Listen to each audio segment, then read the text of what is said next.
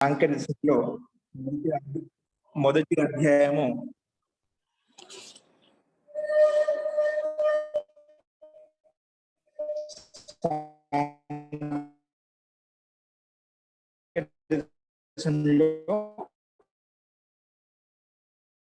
మొదటి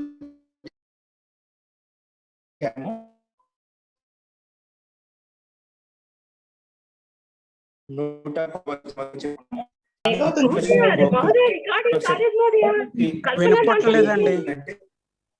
వాయిస్ సరిగా లేదండి. వినిపిస్తుంది? సరిగా లేదు వాయిస్. సరిగా వినిపించలేదండి. ఇప్పుడు వినిపించడం లేదా? బ్రేక్ గా వినిపిస్తుంది మహోదయ. ఇప్పుడు బాగానే ఉండే, మళ్ళీ ఇప్పుడు వినిపిస్తుంది అన్న మాట వినిపించింది బాగా.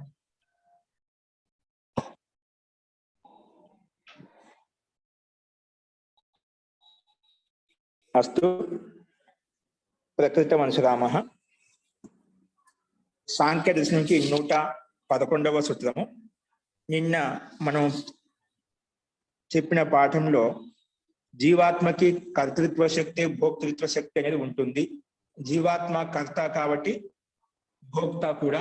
దుఃఖాలన్నిటికీ కర్త భోక్త ఈ జీవాత్మ అని చెప్పుకున్నాము.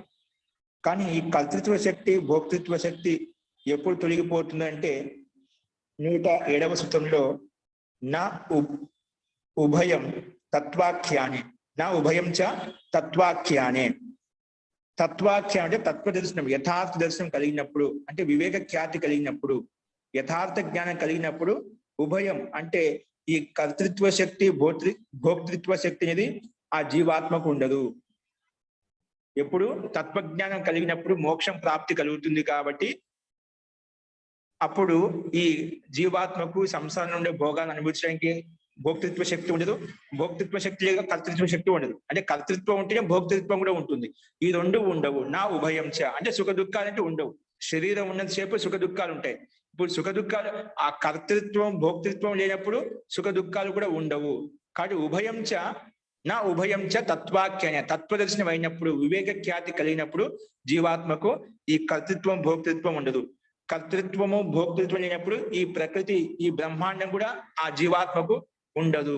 అంటే ముక్తిలో మోక్షంలో పరమాత్మ యొక్క ఆనందంలో ఓతప్రోతమై ఉంటాడు అని చెప్పి మేము చెప్పుకున్నాము. ఇంతకు చెప్పిన తర్వాత మరి ప్రకృతి పురుషుని యొక్క జీవాత్మ అవదు ప్రకృతి ఈ స్థూల జగత్ ఏదైతే ప్రకృతి కనిపిస్తుందో ఈ ప్రకృతి యొక్క మూలతత్వం ఎక్కడి నుంచి ఉత్పన్నమైందో ఈ ప్రకృతి జీవాత్మ ఎందుకు ఇంద్రియముల ద్వారా మన బాహ్య ఇంద్రియముల ద్వారా ప్రత్యక్షం కావడం లేదు. ఆ విషయ ప్రస్తావన చెప్పాడు 108వ సూత్రంలో. మన కంటి ద్వారా మన ఇంద్రియముల ద్వారా స్థూల ఇంద్రియముల ద్వారా ప్రకృతి జీవాత్మకు ఎందుకు ఉపలబ్ధి కలగడం లేదు? కారణాలు ఏంటి? ఉపలబ్ధి కలగడానికి కారణాలు ఏంటి? ఆ కారణాలు మనం చెప్పుకున్నాము. అంటే విషయ వస్తువు ఉన్నప్పుడు కూడా చాలా విషయాలు మనకు కనిపించడం లేదు, కంటికి కనిపించడం లేదు. స్థూల పదార్థాలు మాత్రం కనిపిస్తున్నాయి. కనిపించని చాలా పదార్థాలు మనకు కనిపించడం లేదు. అదే ప్రకృతి ఈ జీవాత్మ ఇలాంటి సూక్ష్మ పదార్థాలు మన బుద్ధి చిత్త అహంకారం ఇవన్నీ సూక్ష్మంగా ఉన్నాయి. ఇవన్నీ కనిపించడం లేదు, సూక్ష్మంగా ఉన్నాయి కాబట్టి కనిపించడం లేదు అనమాట. అంటే ఇట్లా కనిపించకపోవడం కారణం ఏమిటి? మా ఇంద్రియములకు ఎందుకు కనిపించడం లేదు అంటే దానికి కారణాలు చెప్పుకున్నాము. అత్యంత దూరంగా ఉండటం వలన ఒక వస్తువు ఉంది. ఇప్పుడు ఆ కొండలు ఉన్నాయన్నమాట, దూరంగా చూస్తున్నాం, మన కంటికి కనిపించదు. ఒక వస్తువు పదార్థం దూరంగా ఉంది కానీ మన కంటికి కనిపించడం లేదు, ఉన్నా కూడా అది కనిపించడం లేదు. కాబట్టి అత్యంత దూరంగా ఉండటం వలన కూడా ఆ వస్తువు ఉండి కూడా కనిపించడం లేదు. అలాగే అత్యంత దగ్గరగా ఉండటం వల్ల కూడా కనిపించడం లేదు. దగ్గర అంటే ఇప్పుడు మన ముఖం మనకి కనిపించదు. మన కంటిలో ఇప్పుడు ఆడవాళ్ళంతా కాటుక పెట్టుకుంటుంటారు, అంజనం పెట్టుకుంటారు కాటుక. అది మనకు కనిపిస్తుందా? ఇతరులకు కనిపిస్తుంది, మనకు కనిపించదు. ఎందుకు? అత్యంత దగ్గరగా ఉండటం కూడా కనిపించడం లేదు. అలాగే ఏదైనా మధ్యలో వ్యవధానం వచ్చినప్పుడు కూడా, మధ్యలో వ్యవధానం ఏదైనా అడ్డుగా ఏదో పరద అడ్డంగా ఉండే అప్పుడు ఆ కారణం చేత కూడా ఈ జీవాత్మ ప్రకృతికి మనకు ఉపలబ్ధి కలగడం లేదు. అలాగే ఇంద్రియంలో దోషం ఉండటం వల్ల, ఇంద్రియములలో కంటిలో లోపం కావచ్చు, చెవుల్లో లోపం కావచ్చు, అట్లా ఏదో ఒక ఇంద్రియంలో లోపం ఉండటం వల్ల కూడా మనకు ప్రత్యక్షంగా కనిపించడం లేదు. ఇంకేం కారణం చెప్పాము? ఉపాదానం చేత కూడా, మనస్సు అస్థిరంగా ఉండటం కూడా, మనసు కూడా అస్థిరంగా ఉండటం వల్ల ఈ కారణం చెప్పాను. మనసు అస్థిరంగా ఉండటం కూడా మనకు ఈ జీవాత్మ ప్రకృతికి కనిపించడం లేదు. నెక్స్ట్ హానాత్ ఉపాదానాద్. హానం అంటే ఏమిటి? అదే కంటిలో దోషం ఉండటం వలన, చెవుల్లో దోషం ఉండటం వలన, ఇంద్రియాల దోషం ఉండటం వల్ల కనిపించడం లేదు. నెక్స్ట్ ఉపాదానాత్ ఉపదిష్ట ఆదానం ఉపాదానం అంటే అన్ని ఇంద్రియం యొక్క ప్రభావం చేత కూడా మనకు ప్రత్యక్షంగా కనిపించడం లేదు. ఇప్పుడు ఒక ఇంద్రియంతో మేము చెవులతో ఇప్పుడు ఏమంటున్నాం, చెవులతో వింటున్నాం. అకస్మాత్తుగా మన కంటికి ఎలాంటి దృశ్యం కనిపించిందాం అనుకోండి, మన కంటితో అక్కడ మీరు ఎక్కడ ఏ ప్లేస్ లో ఏ స్థానంలో అయితే కూర్చున్నారో ఇప్పుడు కేవలం మనం ఈ చలవాణి మాధ్యంతో మేము చెప్పిన వింటూ ఉన్నారు మీరు, అంటే శ్రోత్రేంద్రియంతో వింటూ ఉన్నారు. కానీ అకస్మాత్తుగా మీకు ఎలాంటి దృశ్యం కనిపించింది అనుకోండి, ఏమవుతుంది, ఈ కర్ణేంద్రియం అంటే కర్ణేంద్రియం యొక్క అంటే శ్రోత్రేంద్రియం యొక్క ప్రభావం తగ్గిపోయి వేరే కంటి మన నేత్రేంద్రియం యొక్క ప్రభావం ఎక్కువ అవుతుంది. అప్పుడు నేత్రాలతో కళ్ళతో చూసినప్పుడు వస్తువును ఎదురుగా ఉండే వస్తువును చూసినప్పుడు ఈ చెవులు అనేది పనిచేయదు అనమాట. అంటే సరిగ్గా వినము, అంటే ఆ విషయము ఓజలైపోతున్నా అంటే అది వినిపించినా విన్నట్టే ఉంటుందన్నమాట. అంటే ప్రభావాత్మకమైన దృశ్యం మన కంటికి కనిపించినప్పుడు ఈ శ్రోత్రేంద్రియం ద్వారా వింటున్నటువంటి విషయము అది అణిచివేయబడుతుంది, అది తక్కువగా, అంటే ఆ ఇంద్రియం యొక్క ప్రభావం నేత్రేంద్రియం యొక్క ప్రభావం చేత మనకు అది వినిపించదు, విన్నా కూడా వినిపించినట్టుగా ఉంటుంది. లేదా మన కంటితో ఒక వస్తువుని చూస్తున్నాం మామూలుగా, ఇప్పుడు శ్రోత్రేంద్రియం ఏదైనా భయంకరంగా ఒక విస్ఫోటన శబ్దం వచ్చింది అనుకోండి, అప్పుడు మనం చూసేది కూడా మనకు ఆ శబ్దం యొక్క ప్రభావం చేత మాకు శబ్దం వినిపిస్తుంది కానీ మన కంటికి ముందు చూసేది కనిపించదు.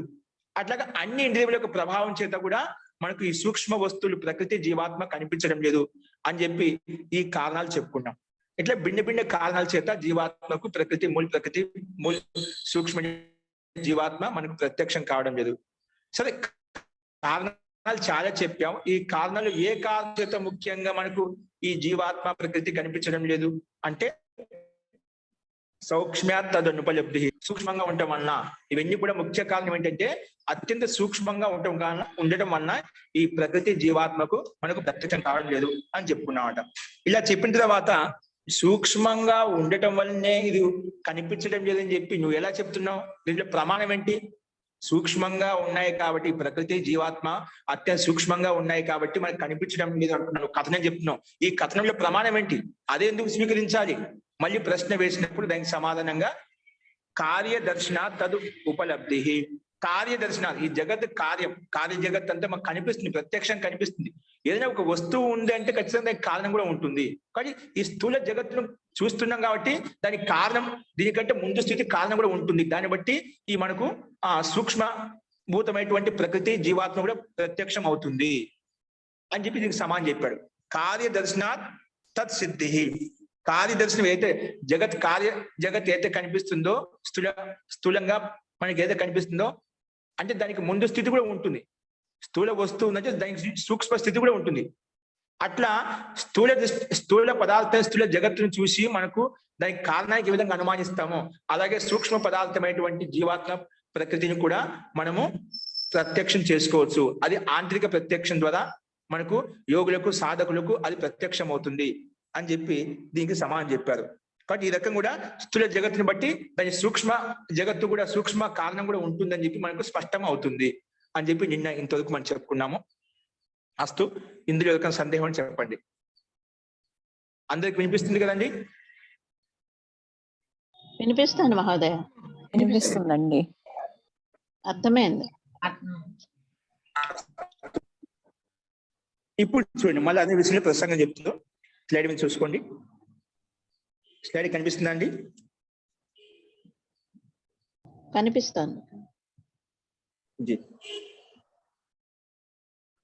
లేదే, కనిపించట్లేదే. అంటే ఏదైనా నెట్ బాగలేదేమోనండి, అందరికి బాగా కనిపించట్లేదు, బ్లాక్.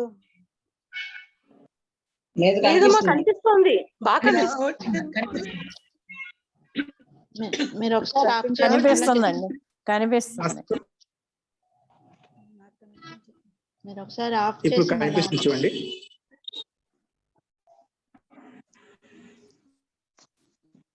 చూడండి,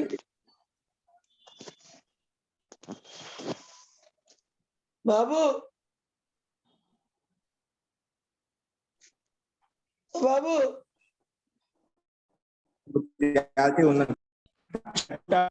ఒక పక్షి మళ్ళీ ప్రస్తావన చేస్తుంది.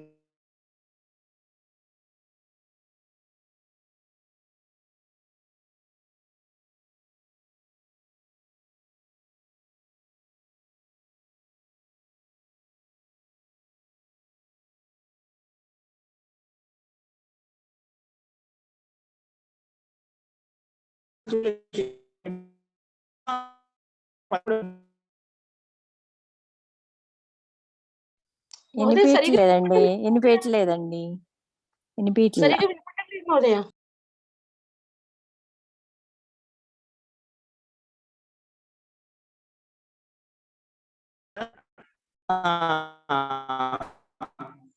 స్థూల జగత్తు సూక్ష్మ కారణంతోటి మూల ప్రకృతి అర్థం చేసుకోవచ్చు చెప్పి. కానీ పూర్వపక్షి ఏ రకంగా వాదిస్తున్నా అంటే ఒక సమానం చెప్పారు. ఒక సమానం చెప్పిందా ఇలాగూ చేయొచ్చు కదా. ఇప్పుడు ఈశ్వరుడు ఈశ్వరుడు యొక్క అస్తిత్వం ఉందని చెప్తున్నాం. ఒక ప్రతిజ్ఞ చేశారు, ఈశ్వరుడు యొక్క అస్తిత్వం ఉంది. ఈ జగత్తు కనిపించకపోయినప్పుడు ఈశ్వరుడు యొక్క జగత్తు ఉంది. కానీ వైజ్ఞానికులు ఈశ్వరుడు లేడు అంతా ప్రకృతిమయమే అండి, ఈశ్వరుడు అంటూ ఏమిటి ఏది లేదు, సత్తా అంటూ ఏమి లేదు అని వైజ్ఞానికులు చెప్తున్నారు. అలాగే చెప్పచ్చు కదా. ఒకదేమంటున్నారు ఈశ్వరుడు ఉన్నాడని చెప్పి ప్రతిజ్ఞ చేస్తున్నారు, ఒకదేమో ఈశ్వరుడు లేడు. అలా వైజ్ఞానికులు అంటున్నారు, వైజ్ఞానికులు ప్రమాణంగా తీసుకున్నారా. అంటే ఉత్తర పక్షం అతను ఏం చెప్పాడు, ఈశ్వరుడు లేడు స్వీకరిస్తారు. కాబట్టి అంటే కథనం చెప్పినంత మాత్రం వాస్తవంగా అది అలాగే అని చెప్పి స్వీకరించాల్సిన అవసరం లేదు. అలాగా ఇక్కడ వాది ఖండిస్తున్నమాట. అదే ఎందుకు స్వీకరించాలి? సూక్ష్మ ప్రకృతి జీవాత్మ సాక్షాత్కారం అవుతుంది చెప్తున్నాడు. వాయిస్ బ్రేక్ అయిపోతుంది మహోదయ, అది సరిగా వినపడటం లేదు. వినిపించడం లేదండి సరిగ్గా. బ్రేక్ అవుతుంది మహోదయ. మహోదయ బ్రేక్ అవుతుంది మహోదయ.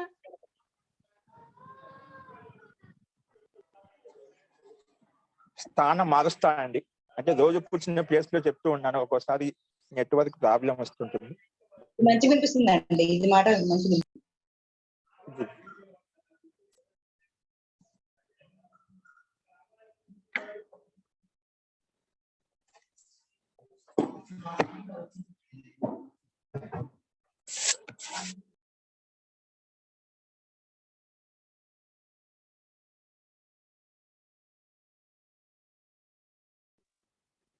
జీ ఇప్పుడు వినిపిస్తుందా అండి?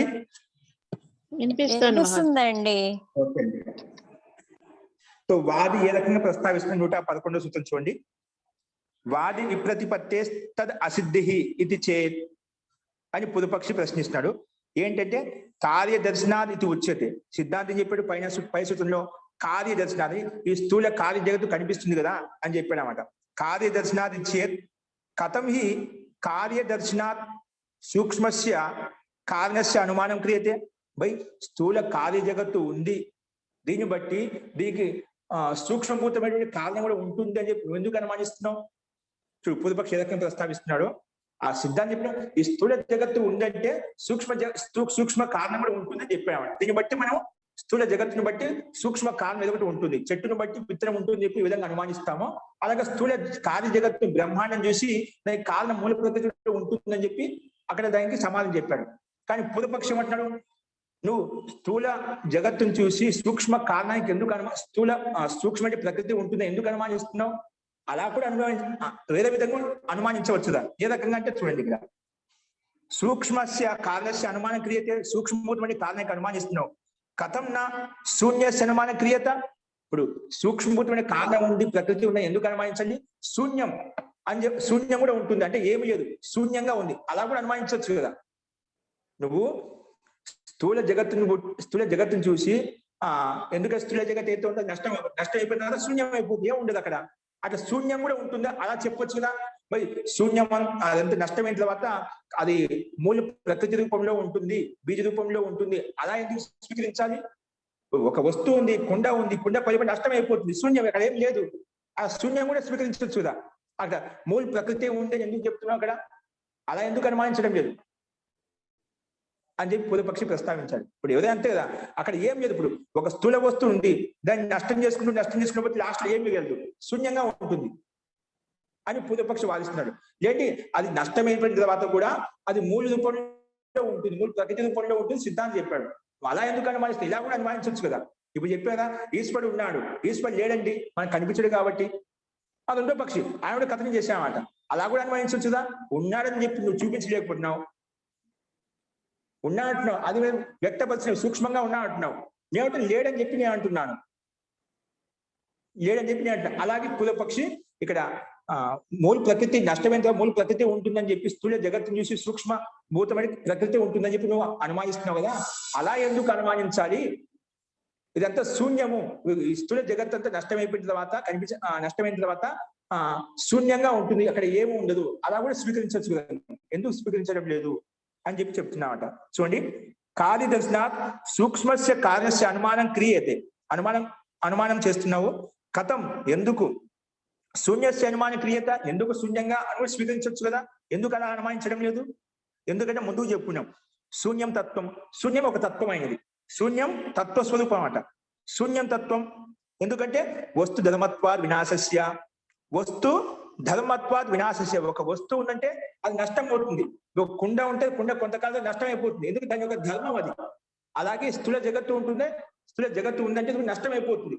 నష్టమైన తర్వాత ఏం ఉండదు అన్నమాట, ఎందుకంటే దాని ధర్మం కాబట్టి. శూన్యం ఒక తత్వమే అని పూర్వపక్షం 9 సూత్రులు చెప్పుకున్నాం, 44 సూత్రులు చెప్పుకున్నాం. శూన్యం తత్వం, శూన్యం ఒక తత్వం లాంటిది, ఒక పదార్థం లాంటిది. ఎందుకంటే వస్తు ధర్మత్వ వినాశస్య, ఎందుకంటే ఆ వస్తువు యొక్క ధర్మం కాబట్టి, వినాశం కావడం అనేది ఆ వస్తువు యొక్క ధర్మం కాబట్టి. అలాగే స్థూల జగత్తు నష్టమైన తర్వాత శూన్యంగా ఉంటుంది. శూన్యం ఒక తత్వం, అలా ఎందుకు స్వీకరించడం లేదు? మూల ప్రకృతి ఎందుకు స్వీకరిస్తున్నావు అని చెప్పి ప్రస్తావించాడు. ఎందుకు? కార్యం వస్తు తత్తద్ వినాశధర్మి. ఎందుకంటే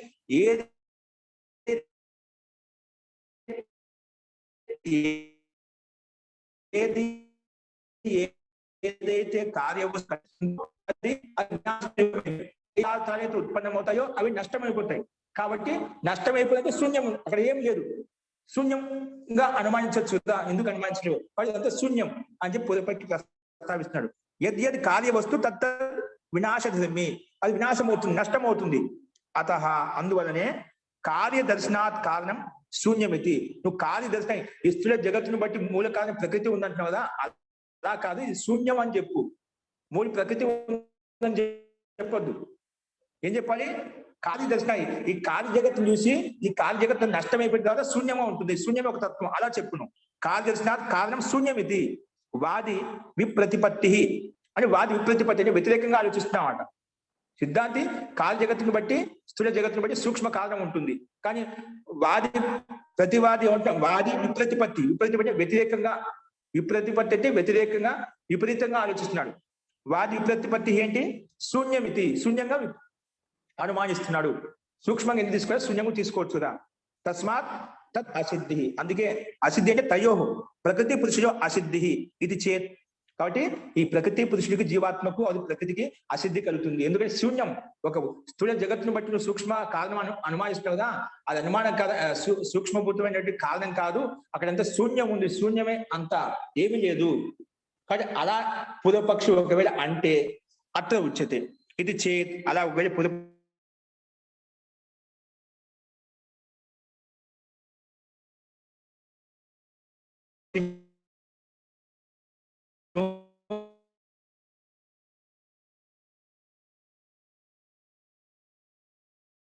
మహోదయ వినిపించటం లేదు.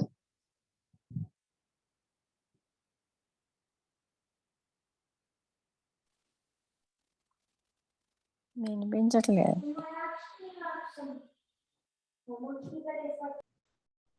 నెట్ ప్రాబ్లం అనుకుంటానమ్మా, నెట్ సరిగ్గా లేదేమో.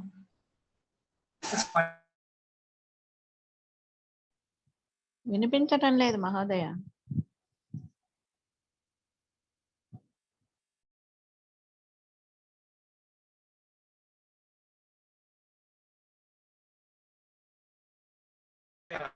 అన్యతర సిద్ధే నా అపలాపహ. నువ్వేమంటున్నావు? నేను మూల ప్రకృతి ఉందంటున్నావు. నువ్వేమంటున్నావు? అది శూన్యం అంటున్నావు. అంటే నువ్వు కథనం చెప్పాను, నేను కూడా కథనం చెప్పాను. అన్యంత మాత్రాన్ని అది అపలాపం కాదు కదా.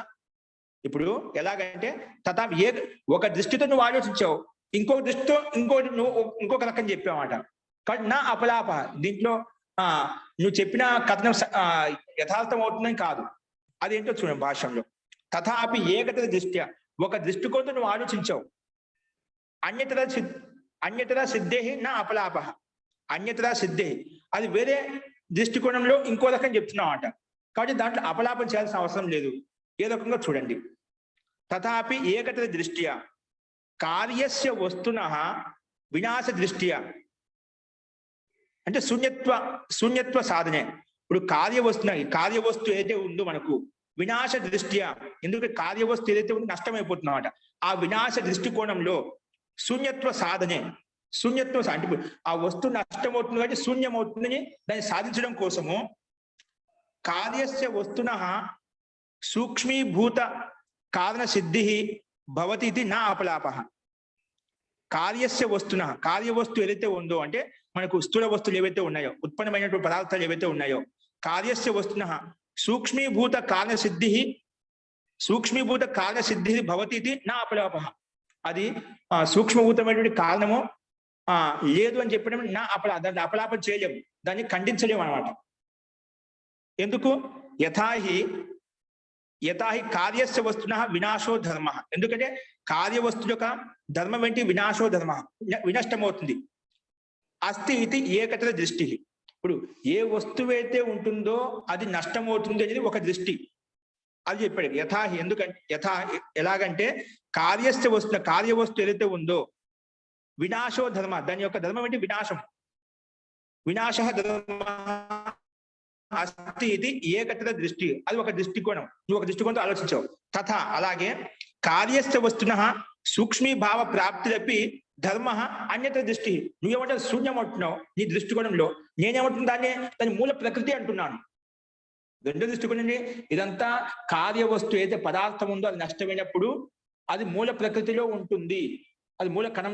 కుండ నష్టం అయిపోయిన తర్వాత మిట్టి రూపంలో మూల కారణం మిట్టి రూపంలో ఉంటుందని నేను అంటున్నాను. నువ్వేమంటున్నావు? దాన్ని ఆ కుండ నష్టమైన తర్వాత శూన్యంలో ఉంటుందని నువ్వు అంటున్నావు. అది దృష్టికోణం. ఒక దృష్టిలో దాన్ని శూన్యం అంటున్నావు, ఇంకో దృష్టికోణంలో వేరే దృష్టిలో ఏమంటున్నాం? అన్యతర దృష్టి తద్ మూల కారణం సూక్ష్మభూతం అని మేము అంటున్నాం. కాబట్టి అంత మాత్రాన్ని అపలాపం ఖండించమని నీ మాట కరెక్ట్ ఏం కాదు. కానీ నీకు నీ మాట నీకు కరెక్ట్ అయినప్పుడు నా మాట నాకు కరెక్ట్ గా ఉంటుంది కదా. నువ్వు నా సిద్ధాంతాన్ని స్వీకరించినప్పుడు నేను నీ సిద్ధాంతాన్ని స్వీకరించాలి. నువ్వు కథనం చెప్తున్నావు, నువ్వు చూపించడం లేదు, నేను చూపించడం లేదన్నమాట. అంటే ప్రత్యక్షం కాదని సూక్ష్మత్వాన్ని చెప్పడం కోసము దాన్ని శూన్యం అంటున్నా, దాన్ని మూల ప్రకృతిని అంటున్నాను. కానీ అంత మాత్రం అది అపలాపం కాదు, వ్యర్థం కాదు. అది నా ఒక దృష్టికోణంతో నువ్వు ఏమంటున్నావు? వస్తున్న వినాశ ఏంటి? కార్యస్య వస్తున్న సూక్ష్మీభావ ప్రాప్తి, అది సూక్ష్మ భావానికి ప్రాప్తం ఉండాలని మిట్టిలో కలిసిపోతుంది. ఇది వేరే దృష్టి. సూక్ష్మీభావ ప్రాప్తి చెప్పి ధర్మం అంటున్నావో వస్తువు నష్టం కావడం దాని యొక్క ధర్మము, అలాగే వస్తువు ధర్మంపై సూక్ష్మభూతులు కలవడం ఇది ఒక ధర్మము అని చెప్పి సిద్ధాంతికి ప్రయత్నం చేస్తున్నాడు. సూక్ష్మీభావి అంటే దృష్టికోణంలో. కాబట్టి వస్తుతస్తు వాస్తవంగా అంటే వాస్తవంగా ఏంటంటే వస్తుతస్తు వస్తునా వినాశ తస్య సూక్ష్మీభావ ఏవ కనసః జాయతే. వాస్తవంగా ఏంటంటే వస్తునా వినాశ, వస్తువుల యొక్క వినాశం అనేది ఏదైనా పదార్థం ద్రవ్య పదార్థం ఏవైతే ఉన్నాయో వస్తునా వినాశ తస్య సూక్ష్మీభావ ఏవ కనసః, తస్య సూక్ష్మీకరణం అవుతుంది, సూక్ష్మీభావం చెందుతుంది. అంటే ఎలాగా? కనసః జాయతే, కణకణ రూపంలో అది ఉత్పన్నమవుతుంది. కుండ ఉంది, కుండ పగిలిపోయిన ముక్కల రూపంలో అది కణ విభాగంలో ఉత్పన్నమవుతుంది. అంతేకాని అది నష్టం కాదు. నా సర్వతా నాశ, సంపూర్ణంగా నష్టం కాదు. నువ్వు శూన్యం అంటున్నావు కానీ అక్కడ వినాశం అంటే ఏమిటి? నువ్వు చెప్పావు ఏదైతే ఉత్పన్నమవుతుందో ఆ వస్తు నష్టం అవుతుంది అంటే శూన్యం అవుతుంది అంటావు. అంటే మేమేమంటున్నాం? దాన్ని నాశ అంటే నువ్వు పూర్తిగా నశించిపోతుంది అంటున్నావు. మేమేమంటున్నాము? నా సర్వతా నాశ, అది కనకన రూపంలో ముక్కలు అవుతుంది. కుండ పైలిపోతా దాంట్లో చిన్న చిన్న ముక్కల రూపంలో ఉంటుంది. అంటే అది కలిసిపోయిన తర్వాత దిన శరీరం అయిపోయిన తర్వాత కూడా మిట్టి రూపంలో ఉంటుంది, మూల కారణం అయితే ఉంటుంది అని మేము అంటున్నాం అంట. కాబట్టి నాశ అంటే ఏమిటి? సర్వతా నా నాశ, సంపూర్ణంగా నా సర్వతా నాశ, సంపూర్ణంగా నష్టం కాదు. అది మూల కణ రూపంలో ఉంటుంది. కనశః జాయతే, కణ రూపంలో ఉంటుంది, ముక్కల రూపంలో మిట్టి రూపంలో ఉంటుంది. అతః సూక్ష్మీభావ ఏవ తస్య కారణస్వరూపం. కాబట్టి సూక్ష్మీభావ ఏవ తస్య కారణస్వరూపం, సూక్ష్మంగా ఉండటమే, సూక్ష్మ రూపంలో ఉండటమే దాని యొక్క కారణ స్వరూపము. అలాగే జీవాత్మ ఈ కార్య జగత్తును చూసి, ఈ స్థూల బ్రహ్మాండం చూసి సూక్ష్మభూతమైన కారణ ప్రకృతి ఉంటుంది. అలాగే దానికంటే సూక్ష్మ జీవాత్మ కూడా ఉంటుంది, ఆ సత్తా ఉంటుందని చెప్పి మనం ఇక్కడ స్పష్టంగా అర్థమవుతుంది. వాటిని ఒక దృష్టికోణంలో శూన్యం అంటున్నాం, మేమవుతున్నాడో అది వేరే దృష్టికోణంలో దాన్ని ఒక మూల ప్రకృతి రూపంలో కణశ విభాగంలో ఉత్పన్నం అవుతుంది అని అంటున్నాం. ఎందుకంటే నాశ అంటే సంపూర్ణంగా ఏది వస్తువు నష్టం కాదు, సంపూర్ణంగా ఏదైనా వస్తువు నష్టం కాదు. ఏదైనా ఒక వస్తువు సత్తాత్మకమైన పదార్థం ఉంటే సత్తాత్మక పదార్థం ఉంటుంది, అభావం చేత భావానికి ఉత్పన్నం కాదు. వినాశ నష్టమైందనుకోండి, నష్టమైన పదార్థం చేత ఏదైనా వస్తువు ఉత్పన్నం కాదు. సత్తాత్మక ఇప్పుడు ఏ విధంగా పిండి ఉంటే రొట్టె తయారవుతుంది అంటాం, అప్పుడు ఆ పిండి లేకపోతే పిండి నష్టమైందంటే ఏమవుతుంది, వినాశం అయిపోయిందంటే ఏమవుతుంది, ఆ రొట్టె తయారు కాదు. అంటే ఇప్పుడు రొట్టె ఉందంటే అది నష్టమైందంటే పిండి రూపంలో కలిసిపోతుంది, కుండ ఉందంటే అది నష్టమైన కదా మిట్టి రూపంలో కలిసిపోతుంది. అలాగా పూర్తిగా నష్టం కాదు. పూర్వపక్షం అంటున్నాడు పూర్తి నష్టం అయిపోతుంది, నష్టం అయిపోతే మళ్ళీ ఉత్పత్తి ఎలా అవుతుందండి? కాబట్టి సద్వస్తు సత్తాత్మకమైన వస్తువు ఉన్నప్పుడే సత్తాత్మక పదార్థం తయారు చేయగలుగుతాము, అది పూర్తిగా నష్టం కాదు. కానీ వినాశ అంటే ఇది అర్థం తీసుకోవద్దు. వినాశ అంటే సర్వతా నాశనం కాదు, తన కణ రూపంలో కణశ రూపంలో విభక్త మూల రూపంలో పరిణామం చెందుతుంది. కాబట్టి సూక్ష్మీభావ ఏవ కారణ స్వరూపం, అదే ఇక్కడ ప్రకృతి స్వరూపంలో స్వీకరించాలి. నువ్వు ప్రకృతిని ఎందుకు స్వీకరించాలి? శూన్యం అంటున్నదా, శూన్యం అనేది ఎప్పటికి ఉండదు, ఏదో ఒక మూల రూపంలో ఉంటుంది, కణ రూపంలో ఉంటుంది. అది నష్టమైన తర్వాత మూల కణ రూపంలో ఉంటుంది. కాబట్టి అలాగే మనకు జీవాత్మ ప్రకృతి యొక్క సిద్ధి కూడా మనకు సిద్ధిస్తుంది అని సిద్ధాంతి యొక్క ప్రస్తావన ఈ రకంగా ప్రస్తావించాడు. అస్తు, ఇప్పుడు ఇందులో అర్థమైందా? ఈ సూత్రం యొక్క అభిప్రాయం ఎవరికైనా సందేహం ఉందా?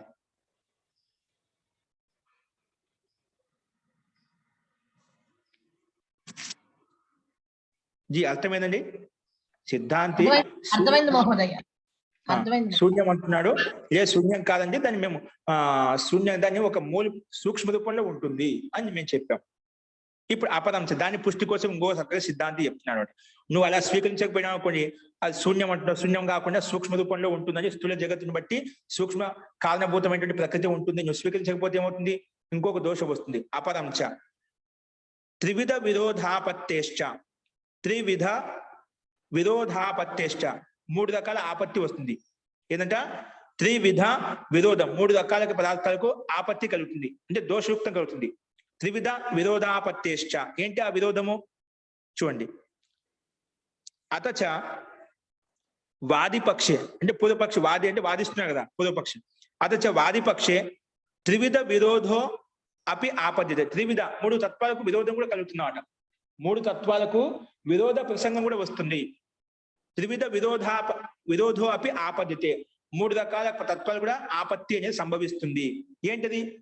యతో నహి కేవలం వినాశ ఏవ కారణమ, నష్టం కావడం అనేది కేవలము నహి కేవలం వినాశ ఏవ కారణమ. ఇప్పుడు ఏమిటి, ఒక వస్తువు ఉందంటే దానికి నష్టం అవుతుంది, నాశనం అవుతుంది, కానీ అదొక ధర్మమే కాదు, నాశనం అవుతుందంటే దానికి నాశనం ధర్మం ఒకటే కాదు. నహి కేవలం వినాశ ఏవ కారణమ, ఒక కార్యవస్తువు ఏదైతే ఉందో ఆ కార్యవస్తు యొక్క ధర్మం వినాశ అని చెప్పావు కదా నువ్వు, ఆ వినాశ అని చెప్పే ఒకటే ధర్మం కాదు, ఇంకా ధర్మాలు కూడా ఉన్నాయండి అని చెప్తున్నావు. ఏంటివి? కింటు తస్య ఉత్పత్తి స్థితి వినాశ త్రయో ధర్మాః సంతి. ఏదైనా ఒక వస్తువు ఉంటుందంటే దానికి 3 ధర్మాలు ఉంటాయి, ఒకటే ధర్మం తీసుకోవద్దు. దానికి ఉత్పత్తి ఉంటుంది, దాని యొక్క స్థితి ఉంటుంది, దాని యొక్క వినాశం ఉంటుంది, 3 ధర్మాలు ఉంటాయి. ఇప్పుడు కాల జగత్తు ఉందంటే ఇప్పుడు ప్రత్యక్షంగా బ్రహ్మాండం ఉంది అంటే ఇది స్థితిలో ఉంది అనమాట.